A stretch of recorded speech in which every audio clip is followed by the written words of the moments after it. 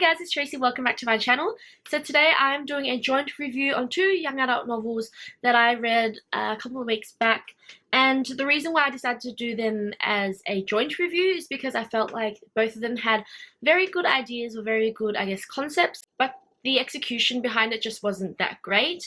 And also because I just wanted to keep the reviews for these short and simple so you guys can see what I thought about it. So to start off, I have Risk by Fleur Ferris, which is a Australian novel set in Melbourne, and this is the one that I thought was done a bit better than the other one that I'm going to talk about. It revolves around two best friends, so Taylor and Sierra, and Taylor's always had sort of problems, being stuck in Sierra's shadow, so she feels like she's not pretty enough. She never gets the guys that she wants because Sierra's always there first. So there's all this high school drama, and then one day Sierra meets this guy online, and then she goes off to meet him in the real life, and then she disappears. And it essentially is a story about cybercrime and pedophilia online. So for this, I actually didn't have a major problem with it. I just felt that the way it was written and the characters in it targeted more of a younger age group. For me, I'm 21 now, I definitely understand, the safety of being online, being on the internet, and the precautions that I have to take. So I felt like when I was reading it, it was a very emotional read at some points. It was entertaining, but it didn't really make an impact with me, and I think that's a problem that I had. Also, I didn't really like any of the characters in the book. I found Taylor to be kind of annoying, and Sierra to just be written as the friend that nobody likes, so why should we care for her, sort of thing. I do think that this, if you have younger siblings or young cousins and stuff, that they definitely should read this or learn about it, because it's definitely something that they need to be aware of. But at the same time, I felt like there is an age restriction on this, just because there's a lot of talk about sexual activity and swearing in there, which I felt like isn't appropriate for kids under the age of 14. However, even though the characters are supposed to be 15 in this, sometimes they did come across as a bit older, and other times they came across as really young because of the immaturity that they have. When you're 15, I guess you're in year 9, so even then I felt like I wasn't completely oblivious to what was on the internet.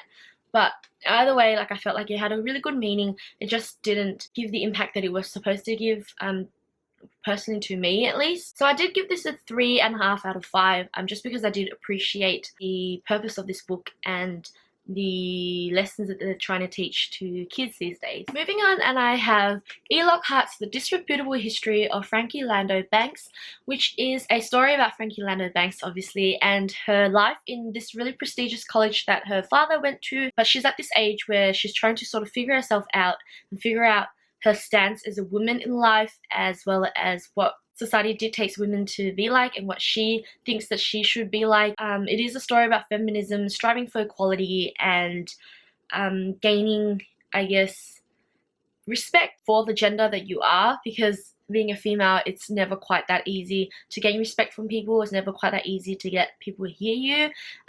So that, is the purpose of why Lockhart wrote this. For me, I found like this book was executed poorly. I flew through it. I definitely flew through it. The way that Lockhart writes really engrosses me, and I read this in a day, I think. But by the end of it, I realized that I hated it. I hated every aspect of it. I did not like Frankie at all. She annoyed me right until the end.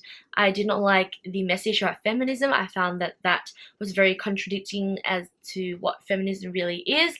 And also, Frankie's actions and her words just didn't match up either. My issues with this is that Frankie thinks that to be equal, you have to be better than guys. So in the book, she strives to do all these things that the guys can do, but tried to, show them up and show them that she is better than them, she can do things better than them, and that they should accept her because she is capable of doing all these things, which is blurring the lines, a little, because for feminists, at least in my understanding, is that we want to be treated as equal, but that doesn't mean we think that we are better than every single guy out there. That doesn't mean that we think that we should be holding all the top jobs because guys are incompetent.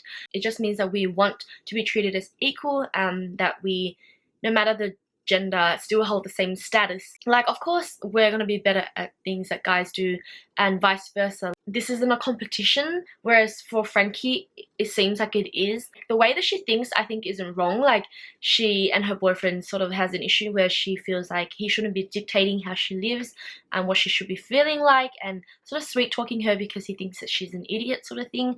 But at the same time her actions really do contradict her concept of feminism. So that sort of made me feel like the book just lacked in all areas. It just didn't serve its main purpose. But also the ending to the book just didn't make me feel right at all. Like, I felt like by the time I finished reading it, I just wasted my time. Like, it just frustrated me that this is the way the feminism is portrayed, and there are so many young adult readers now who will be reading this book and thinking that, oh, this is how I guess women should be like in the fight for feminism or in the fight for equality, which isn't true at all.